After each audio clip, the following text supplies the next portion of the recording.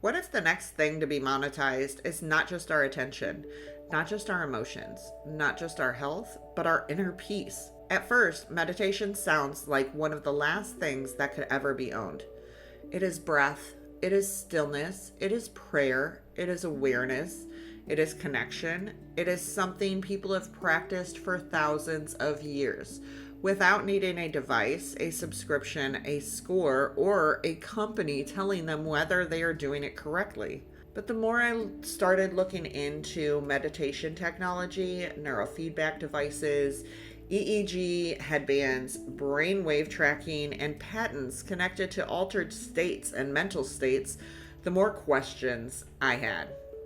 Because this story is not really about meditation itself being patented, it is about the systems around meditation, the devices that measure it, the apps that guide it, the sensors that score it, the technology that claims to help induce it, the data that may be collected from it, and the companies or industries that may eventually profit from it. So the bigger question I want to explore today is, if inner peace becomes something that can be measured, optimized, patented, and sold back to us, who owns the pathway to consciousness? Before we begin, I do want to be perfectly clear. This video is for educational, research, commentary, and discussion purposes only. Nothing in this video should be taken as legal, medical, financial, or professional advice.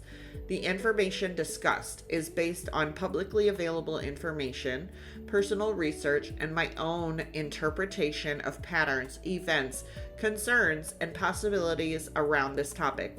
Any theories or conclusions shared are my personal opinions and should not be treated as proven fact. I am not accusing any person, company, organization, public figure, industry, or technology of wrongdoing. I am not saying every meditation device is bad. I am not saying every neurofeedback company is doing something harmful. And I am not claiming that Big Pharma is literally stealing meditation.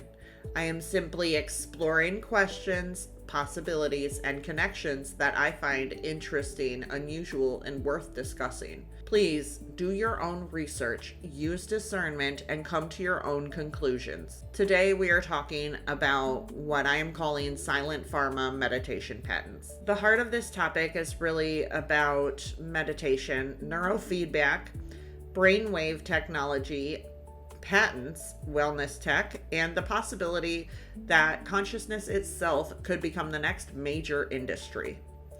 For most human history, meditation has been deeply personal. It has been connected to breath, prayer, stillness, mindfulness, chanting, healing, emotional regulation, intuition, nervous system safety, and connection to something greater than ourselves. For some people, meditation is spiritual. For others, it is emotional. For others, it can be physical. And for some, it is simply a way to quiet the mind in a world that constantly overstimulates us. But now, modern technology is entering that space. We have EEG headbands, neurofeedback devices, meditation wearables, brainwave tracking apps, biofeedback tools, AI wellness platforms, and patents connected to measuring, guiding, and interpreting mental states. Some of these tools may be genuinely helpful. They may help people with anxiety. They may help people who struggle to meditate. They may help people who regulate their nervous system. They may help people understand their stress levels, their breathing patterns, focus, and relaxation. So I do want to say up front, this episode is not about pretending technology can only be bad. It is not that simple. The real question is not just whether the technology works. The deeper question is, who controls the technology that measures, guides, stores, interprets, and profits from our inner states? Because once a human experience becomes measurable, it can become data. Once it becomes data, it can become a product. Once it becomes a product, it then can become intellectual property. And once it becomes intellectual property, it can become controlled. That is where the mystery begins. This topic caught my attention because meditation is one of those things that feels like it should belong to the person practicing it. Your breath belongs to you, your awareness belongs to you, your nervous system, your spiritual connection, your inner peace, they all belong to you. So when I started seeing more technology connected to meditation, brain states, neurofeedback, and altered states of consciousness, I started wondering where this could be heading. Because we already live in a world where attention is always monetized. Just look at social media platforms. They profit from keeping us engaged constantly. There's an overabundance of content out there. Wellness companies, they love to profit from our desire to heal. Productivity companies, they profit from our desire to focus. The beauty industry profits from insecurity. The health industry, we know they profit from illness. And the self-help industry often profits from people feeling like they are not enough yet. So honestly, I had to start asking myself, what happens when inner peace becomes the next thing that can be packaged? What happens when calm becomes a dashboard? What happens when meditation becomes a score to beat? What happens when emotional regulation becomes a subscription you pay for monthly? And what happens if people begin trusting a device more than they trust their own body, their own intuition, and their own inner knowing that we're all gifted with? That's not necessarily a conclusion now. It's just a question. I think it's a question that is important to ask. Here is the general timeline based on the research that I found. This is not a complete history of every patent, every device, or every company involved in this space. It is more of a research path showing how we appear to move from measuring the mind to guiding the mind to potentially selling the mind. The first phase starts with EEG and brain measurement, which we've seen for decades now. This is where researchers began finding ways to observe brain activity. Once brain activity became visible, it became something that could be studied, categorized, compared, and eventually trained. This is important because the moment the mind becomes measurable through brain activity, it starts to become something that can be translated into patterns. And once patterns can be observed, companies and researchers can begin asking other questions. Can those patterns be guided? Can we reproduce them? Can it be optimized for ultimate performance? Can we sell it? The next phase is neurofeedback. Neurofeedback is basically a feedback loop where a person receives real-time information about their brain activity and learns to adjust it. In simple terms, the system measures something happening in the brain, gives the person feedback through sound, visuals, or another signal, and then the person learns how to shift their state. That does not mean the machine is magically controlling the person's mind. It means the person is being shown information about their own brain activity and is learning how to self-regulate through feedback. And that can be helpful, but dangerous in other ways. But it also matters because this is one of the first big bridges between inner experience and external technology. The mind is honestly no longer just something you can experience.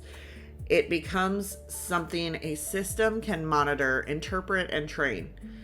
Then we get into entertainment and stimulation. According to the research I found, around rhythmic flashing lights, audio signals, and brainwave entertainment became part of the foundation for later patents and technologies connected to inducing or guiding certain mental states. This is where the story starts to feel strange because the same kind of technology that may help someone relax or meditate could also raise ethical questions about how mental states can be nudged from the outside. Again, that does not prove something harmful has happened, but it does raise a question. If the brain can respond to rhythm, sound, light, feedback, and stimulation, then who decides how these tools are used? Then later, we start seeing patents connected to consciousness, mental states, meditation devices, sleep meditation, brain monitoring, and state-altering systems. Some of the patents that I found when I was doing my research are not literally meditation patents in the spiritual sense. They are patents connected to devices, methods, systems, sensors, stimulation, feedback, or measurement. And that distinction does matter because the concern is not that someone can own meditation itself. The concern is that companies may be able to own the tools, the methods, the devices, and the data systems that guide people into meditation-like states. Then we move in the 2010s, where meditation technology becomes much more consumer-facing. This is when meditation headbands, wellness devices, brain training apps, and guided tech tools become easier for everyday people to buy and use. The story moves out of the lab and into the marketplace, and by the 2020s, the category becomes even more data-driven. Now we are talking about biosensors, AI-powered wellness tools, app integrations, personalized recommendations, dashboards, and systems that may analyze respiration, heart rate, brain activity, and what some technologies describe as meditation quality. This is the final step that really stands out to me, because at this point, inner experience becomes a dashboard. And once inner experience becomes a dashboard, the next question is, who owns that dashboard? Who owns the data? Who owns the method? Who owns the recommendation system? And who profits from telling you how peaceful you really are? Now let's separate what is confirmed from what is theory. We can say that meditation adjacent technology, it exists. Neurofeedback exists, EEG-based consumer devices, meditation wearables, brainwave tracking, biofeedback tools, and apps that guide mental and emotional states. They all exist. And then the patents connected to mental states, meditation tools, altered states, stimulation, and feedback systems appear in the public record as well. That does not prove a conspiracy. It does not prove that companies are trying to own consciousness. It does not prove that any specific company has bad intentions, but it does show that the technical and legal infrastructure around measuring and guiding inner states is already here. The further research that I conducted, the more I noticed the discussion of documented criticism around selective disclosure, aggressive marketing, patent strategies, pricing opacity, and the way powerful industries can use legal and informational systems to protect profit. Now, I want to be very clear here. That does not mean every pharmaceutical company is dishonest. It does not mean every patent is abusive. It does not mean every medical or wellness product is harmful, but it does give us a reason to ask questions about trust. Because when an industry has a history of using patents, information, control, marketing, or exclusivity to protect revenue, it is reasonable to ask how those same incentives could show up in new markets. And neurotechnology, meditation devices, and consciousness-based wellness tools could become one of those new markets. The third piece of evidence is the patent trail. The notes mention patents and patent categories connected to inducing states, altering consciousness, meditation devices, hearing systems, microwave auditory effects, EEG-based feedback, and systems that measure and guide mental states. Now, a patent is not proof that something is being used on the public. A patent is also not proof of a secret program or of any intentional harm. A patent is a legal claim around an invention, method, device, or system. But patents are still important because they show what people are trying to claim ownership over. They don't want anybody else to take it. That's why you file a patent. And when the subject matter includes consciousness, mental states, meditation, quality, neurofeedback, or sensory stimulation, it makes sense to pause and ask what direction this field is moving in. The fourth piece of evidence is the business model. Because once meditation becomes attached to a device, app, membership, data profile, or recommendation engine, the experience can become monetized. Not necessarily in a dark way. It could simply be a company selling a helpful tool. Because once meditation becomes attached to a device, app, membership, data profile, or recommendation engine, the experience can become monetized. Not necessarily in a dark way. It could simply be a company selling a helpful tool, but the structure still matters. A feeling becomes a feature. The feature becomes data. The data becomes a dashboard, and then that dashboard becomes a subscription. And the subscription becomes a business model. That is where my concern comes in. Not because I think all of this is automatically bad, but because I think we should be paying attention before the entire inner world gets turned into another market. This is where the story gets strange, because there is no single smoking gun in these patents or in any of the research I did. There's no one document that proves a secret plan to own meditation. The strange part is the pattern. The first strange pattern is that consciousness and mental states are not just philosophical or spiritual ideas anymore like they once were. They are being discussed in technical language. They are being measured, stimulated, tracked, trained, and placed into patents. And they are being sold through consumer products. That does not prove wrongdoing, but it does show a shift. The second strange pattern is that meditation, which has traditionally been internal and self-directed, is now being connected to external validation.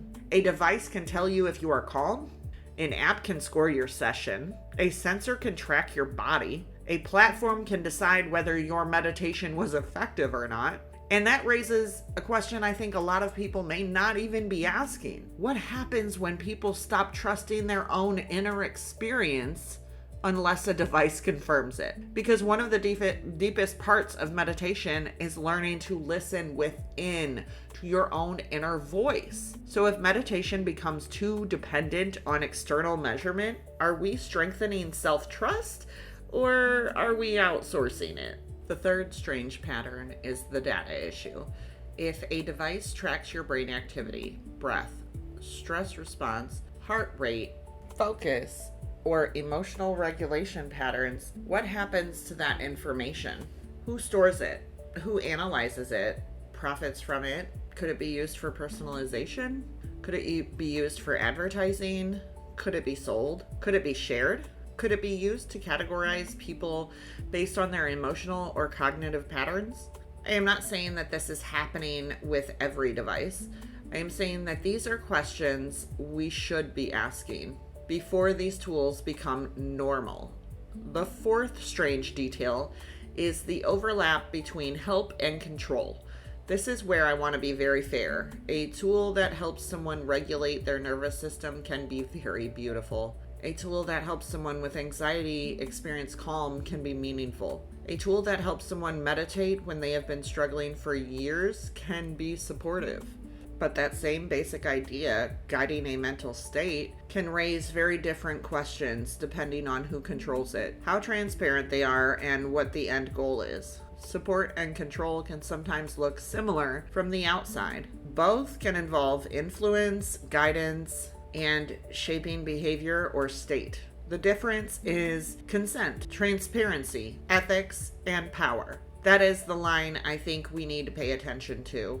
Now, let's walk through the main theories carefully. The first theory is the most balanced one. Maybe meditation devices, neurofeedback tools, and brainwave guided wellness technology are simply the next step in helping people regulate their nervous systems. The reason people believe this is because many people genuinely struggle to meditate. Some people can have anxiety, trauma, ADHD or ADD, racing thoughts. Some people can even feel disconnected from their bodies. Some people want to meditate, but sitting in silence feels impossible. So if a device gives them feedback, helps them breathe, helps them focus, or helps them feel calmer, that could be a good thing. The problem with this theory is not that help is bad. The problem is that helpful tools can still create dependence. If someone can only access calm through a device, then what happens when they don't have the device? If someone only trusts a score, what happens to their own intuition? If someone believes meditation is only real when an app validates it, are they building inner authority or just giving it away? What we still don't know is how these technologies will affect people long term. Will they help people build self-regulation skills they can use naturally? Or will they train people to rely on technology for states that could eventually learn to access on their own? That is an important distinction. The second theory is that meditation and inner peace are becoming part of a larger wellness economy. The reason people believe this is because we already see wellness products, apps, wearables, memberships, premium features, coaching programs, and data-driven dashboards everywhere we look. So it's not hard to imagine meditation becoming another reoccurring payment. The basic model would be simple. Measure the state, guide it, score it, recommend improvements, and sell the next level. Again, this does not automatically mean the product is bad, but it does raise a concern, because the more we normalize paying for access to inner peace, the easier it becomes for companies to position themselves as the gatekeepers of healing. The problem with this theory is that not every paid tool is exploitive. People pay for therapy, they pay for coaching, they pay for yoga classes, they pay for meditation apps. People pay for books, courses, retreats, and healing spaces. There is nothing automatically wrong with paying for support. The concern is when support becomes dependency. The concern is when access becomes locked behind platforms. And my biggest concern is when people are subtly taught that their own body and mind are not enough without a product. What we still do not know is how far this market can go. Will these tools remain optional support, or will they become increasingly integrated into healthcare, workplaces, schools, productivity systems, and insurance-style wellness programs? That is where the biggest question exists. The third theory is the core of this entire episode. Maybe meditation itself cannot be owned, but the systems around meditation can be. The reason people believe this is because patents do not need to claim ownership over meditation as a spiritual practice. They can claim ownership over a device, a method, a feedback loop, a stimulation pattern, a sensor system, a scoring method, data process, an app experience, a recommendation model, a way of detecting or guiding a state. So the concern is not that a company owns your breath. The concern is that a company could own the commercial pathway that teaches, tracks, and validates certain states. This is the part that feels most important to me, because once something becomes a system, it can be enclosed. And once it's enclosed, access can be controlled or even denied. The problem with this theory is that patents also exist to protect inventions. Not every patent is a threat. Not every inventor is trying to control humanity.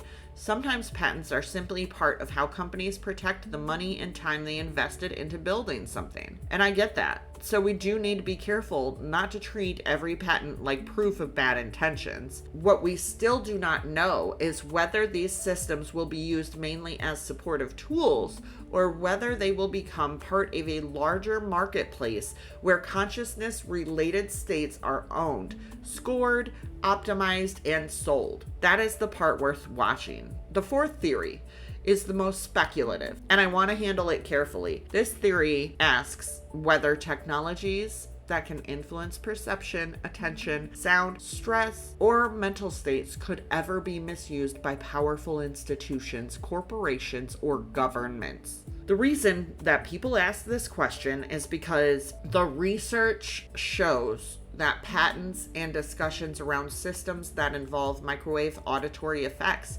hearing systems, stimulation, and technologies that can influence perception or state. But here is where we need to be very careful. A patent does not prove that a technology is being actively used on people, but if you know, you know. A patent does not prove a government program, but if you know, you know. And some of those programs are out in the open and disclosed. A patent does not prove mind control. A patent does not prove intent, but one can venture to guess, considering the things we know that have existed in our world and the things that have recently come to light, like the Einstein files, or the Grove, or the Diddler, or all the AIC programs. Reverse it, you'll know what I'm saying. But that's not always the case in every single patent, and so we need to consider both sides. A patent doesn't prove that something works in the way people online claim it works, so I do not want to turn speculation into certainty, but it's something we definitely need to pay attention to. What I can say is that when technologies exist on paper that involve perception, stimulation, sound, or mental state influence, it is understandable that people ask ethical questions. What are the safeguards?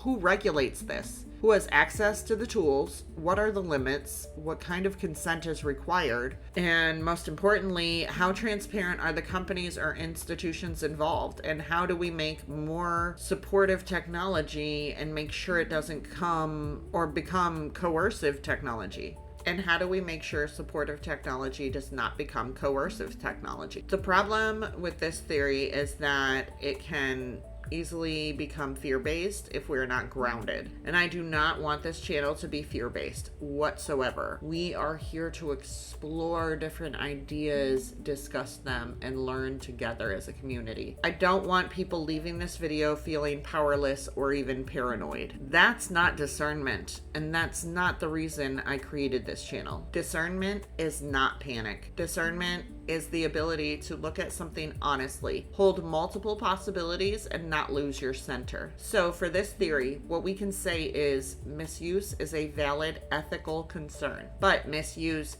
is not proven by the existence of a patent alone. That is the difference. Now, I want to share my personal perspective.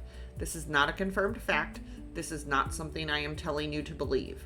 This is just my personal interpretation based on everything I looked at in my research. I do see both the positive and the negative sides to this. On one side, I can see how these tools could be helpful. If someone has anxiety, trauma, racing thoughts, or a hard time meditating, maybe a neurofeedback device or a meditation tool could help them reach a calmer state. I've been there. I've experienced all of those things, and meditation definitely helped me, but I didn't use a device necessarily. I did for the music. I'd go on YouTube and get music, and I might use a guided meditation. I think I used guided meditations for maybe like my very first month meditating because I didn't know what I was doing. But then I just kind of pushed through, and it felt I was faking meditation by using a guided meditation. I wasn't really tapping into myself or really getting connected to myself. And so I think the natural way is important, but just because I did it that way doesn't mean that would work for everyone. So it's possible that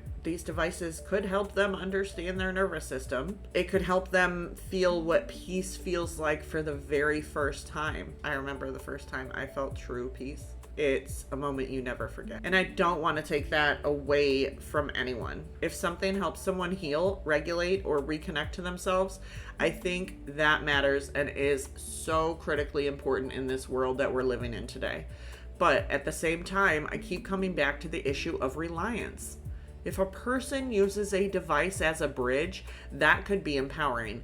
But if the device becomes a crutch, that is different. Because what happens if they can't access it?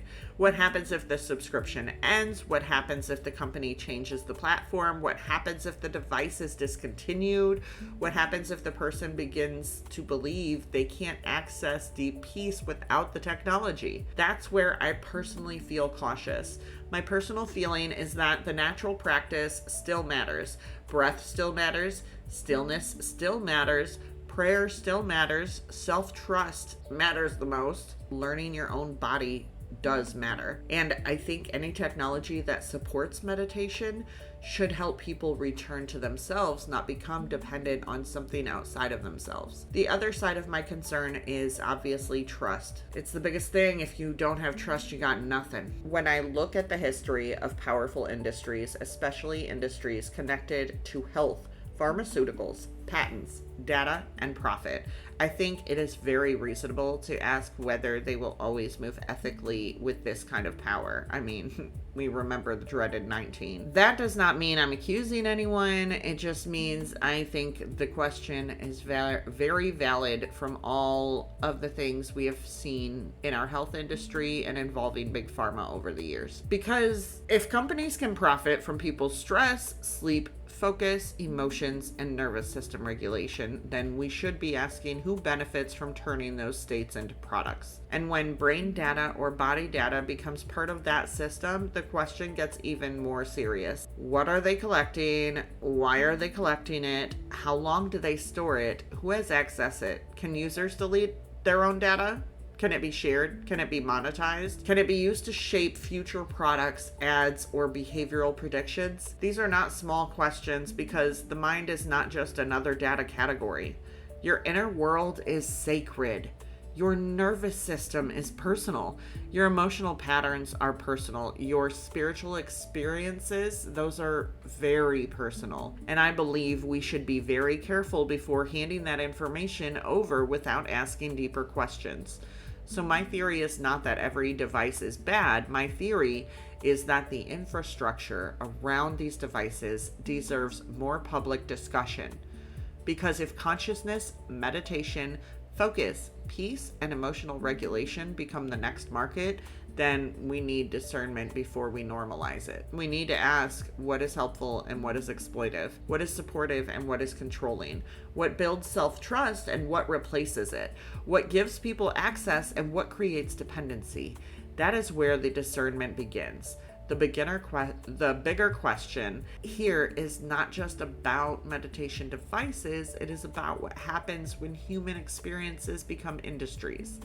We have already seen attention become an industry. We've seen emotion, insecurity, productivity, loneliness, healing all become industries. So now I think it's fair to ask, is consciousness next? And I know that sounds dramatic, but I do not mean it in a fear-based way. I mean it in a pattern-based way.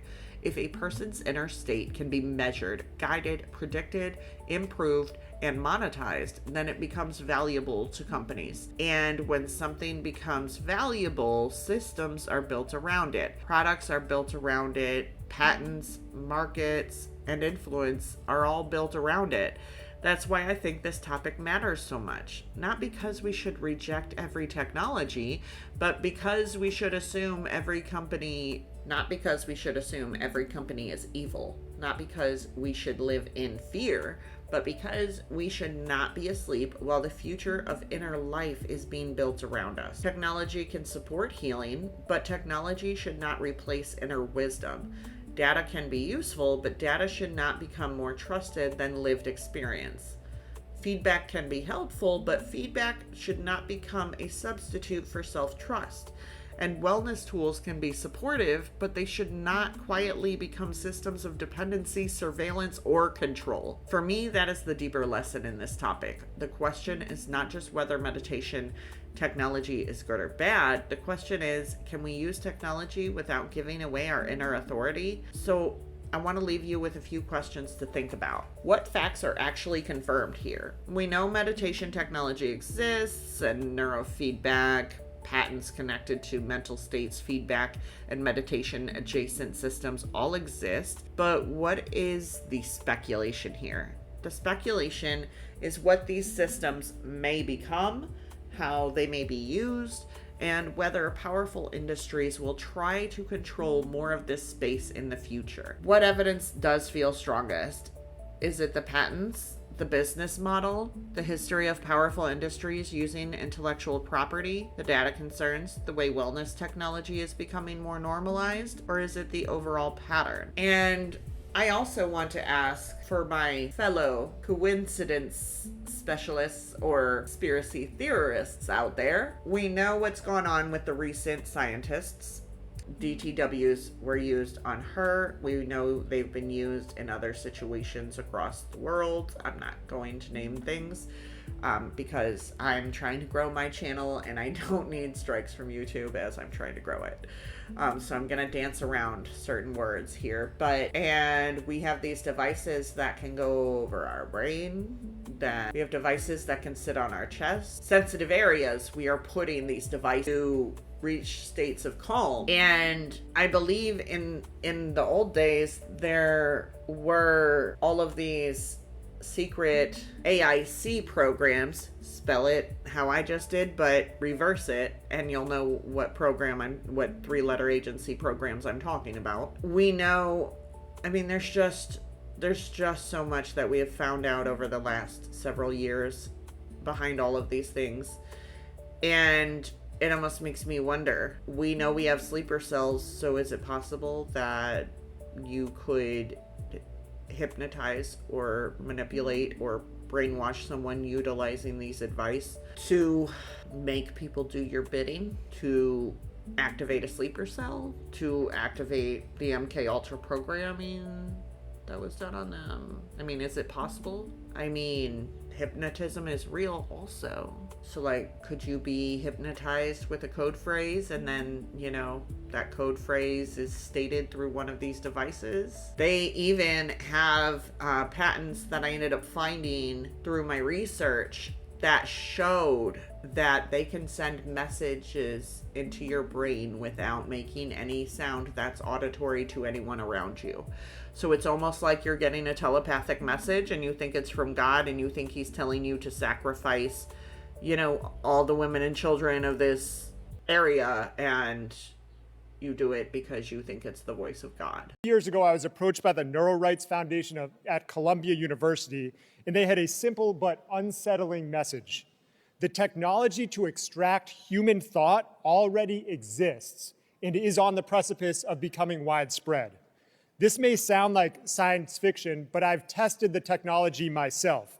A few months ago, right outside this chamber, I put on normal-looking headphones. They look like those Bose noise-canceling headphones, and used my thoughts to move an animated spaceship across the screen of an iPhone.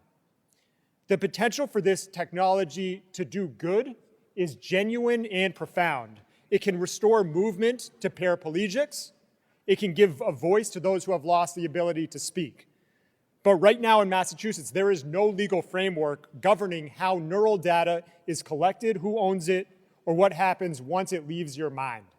And without this bill, you will have no resources. Our constituents will have no resources or recourse for the unconsented extraction and sale of your own thoughts. This bill establishes that your neural data belongs to you. It cannot be sold without your consent. It can only be used for the narrow purpose for which it was collected. 3 state legislatures have already acted: Montana, California, and Colorado. A red state, a blue state, and a purple state.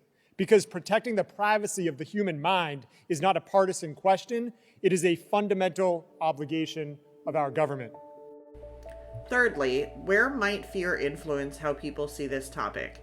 Because when we talk about the mind, consciousness, brain technology, and powerful industries, it can be easy to jump straight into fear. But fear is not the same as discernment. Fear reacts where discernment observes.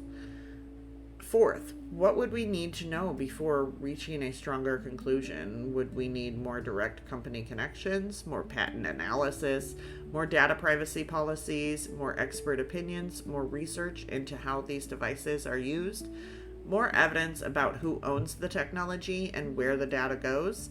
And fifth, How do we stay open-minded without becoming gullible? How do we stay skeptical without becoming closed off? How do we question powerful systems without turning every unknown into proof?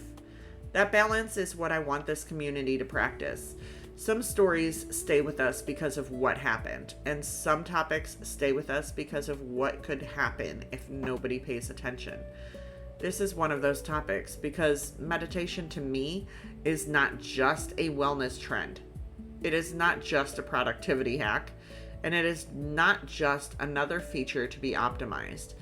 Meditation is one of the ways human beings return to themselves. It is one of the ways we listen inward. It is one of the ways we regulate, reflect, heal, pray, connect, and remember that we are more than the noise around us. So if technology enters that space, we should be awake and very aware. We should always remain curious, fair, careful, and we should always remain discerning. Maybe these tools will help people. Maybe they will make meditation more accessible. Maybe they will support healing in beautiful ways, but maybe they will also create new forms of dependency, data collection, commercialization, and control. Both possibilities are worth looking at, and that is why I wanted to open this discussion. Not to tell you what to believe, not to claim I have all the answers, but to ask the questions before the answers are decided for us. Because if inner peace becomes something that can be measured, optimized, patented, and sold back to us, then we need to ask, are we using the technology, or is the technology slowly teaching us to trust it more than ourselves? As a reminder, everything discussed in this video is for educational, research, commentary, and discussion purposes only. The theories shared are my personal opinions and should not be taken as proven fact. I am not accusing anyone of wrongdoing. My goal is to explore publicly available information, ask thoughtful questions, and encourage deeper discussion around the mysteries, patterns, and coincidences that exist in our world. Please use discernment, do your own research, and come to your own conclusions. I really want to know what you guys think. Do you think meditation technology is mostly helpful? Do you think it could become dangerous if it's controlled by the wrong people? Do you think consciousness could become the next major wellness industry? Or do you think this concern is being taken too far? Am I being outrageous? Am I overthinking it? Or am I just keeping my eyes wide open to all the possibilities? What do you think? Please let me know down in the comments. Let's make this a learning discussion for the entire community. If you like deeper investigations, please like, share, and subscribe for more aligned investigations. And I'll see you guys next time. Just stay curious, stay aware, and keep discernment prevalent in your life. Have a great day. Talk to you guys later. Bye.